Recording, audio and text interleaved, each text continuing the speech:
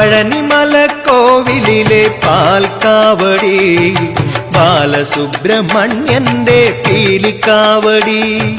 Vel Muruga Sree Muruka, Vel Muruga ഹരോഹര, Sree Muruka ഹരോഹര, Arumukha ഹരോഹര, ആദിരൂപ ഹരോഹര. പഴനിമലക്കോവിലിലെ പാൽക്കാവടി, ബാലസുബ്രഹ്മണ്യന്റെ പീലിക്കാവടി.